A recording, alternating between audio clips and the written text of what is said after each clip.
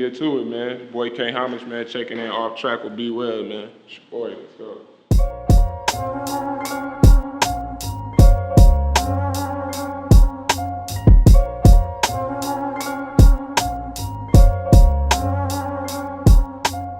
I pretty much chose Still Him.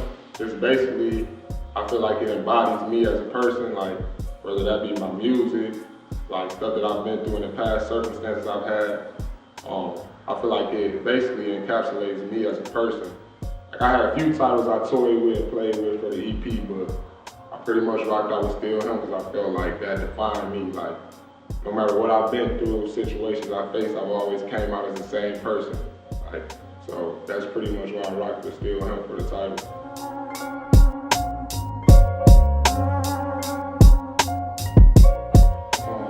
Honestly, as far as the features go, man, like, I stepped back from music for like 4 to 5 years, basically to just like, you know what I'm saying, scope the scenery, find out like what I needed to work on, how I could get better.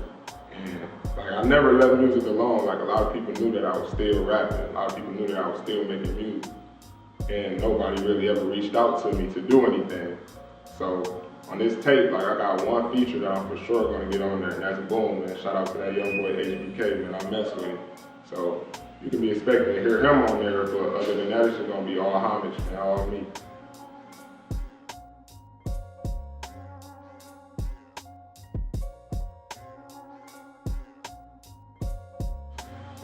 As far as most influential of our time, I'll probably have to go with Jordan.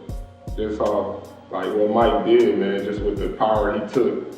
He basically took the momentum from the league, man, used it in his direction and launched the most historical shoe of all time. Like Air Jordans will always be around.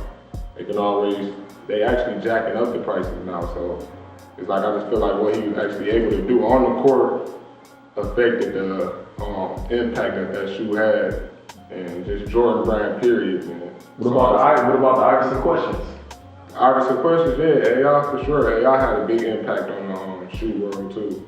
And just cultural period, where he came in with sleeve tattoos, ain't nobody had tattoos then, cornrows, basically just like he came right off the block, man. So he had a big impact too, but I still go with Jordan simply just because he was a predecessor, he came before him. So like, and when it just comes to straight fashion, like as of now, as of today's time, I have to go with Virgil, just simply off like his journey in from the off-white, well, first it was Pyrex, and it was off-white, and just what he's able to do with LV, with Louis Vuitton right now, just changing their whole look, man. So Virgil for sure I'll go with for like the present time with the just fashion.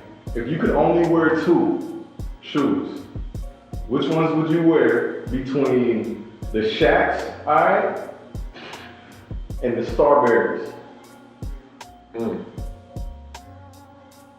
Neither. You gotta choose one. No, I'll probably have to rock out with the Starberries then, just because it depends on what Shaq you talk about though, because Shaq has some nice shoes. Like he had the Shaq Gnosis, he had a couple more pairs. So now if you talk about the Shaq pair that was at Payless, then I'm gonna rock with the Starberries just because they was like more of a cleaner silhouette, how they look. Some of the colors they dropped. Yeah, I would say it's helping me now. Basically, I just like, you know, I didn't want to just be putting out anything. Like, I really wanted whatever substance or whatever product I put out to really like be a reflection of me, so, and be a creative, dope reflection of me. So that time I took off basically just helped me like traveling. I was able to like gain insight on stuff I, you know, otherwise wouldn't have known anything about. Just basically sitting back watching culture, like in hip hop, music, fashion, everything, man. It had a big impact on how I approach my music now because I know exactly what people are, you know, drawn towards. Not meaning that I'm gonna put out no mumble rap or nothing like that, but it just gives me a like gauge to know, you know, what direction to go in. And I feel like I just got a lot to say now. So. All right, so since you've been out of the game, man, a lot has been going on with the rap industry. We have people like Melly getting caught up in situations when it came down to the war on his music. We have Tekashi 6ix9ine that ended up getting caught up in a similar situation. So how do you think you would handle that situation when it comes down to you, your family, your music, and your freedom?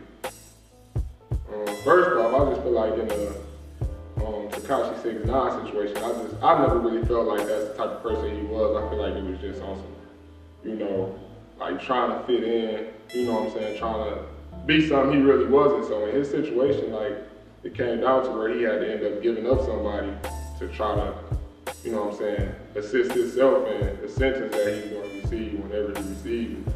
But like, I feel like he chose that bed, he made that bed, he should lay in it. Like, the streets are the streets, man. You don't supposed to ever snitch. So like, in a different situation, whereas he wasn't involved in this type of stuff, and the situation came to where he had to tell on someone or something, that's different. Then it's like you're not living by the street code, so you don't have to abide by it. But all the bandanas in his videos, all that stuff he chose to do, he put himself in that predicament to end up where he is now. So it's like, I wouldn't have told. So what situation would you tell?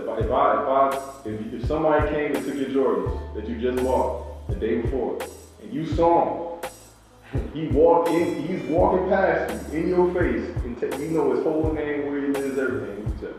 No, that actually happened to me and my brother growing up in Saginaw. That happened before our house got broken into.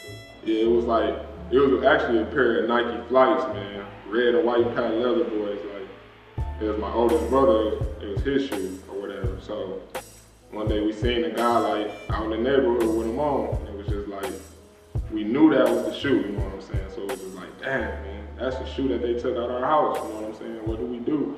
I jumped. But like I said, we were younger, so, you know what I'm saying? We didn't tell our mom about it or nothing, so you just got away with the shoe, basically.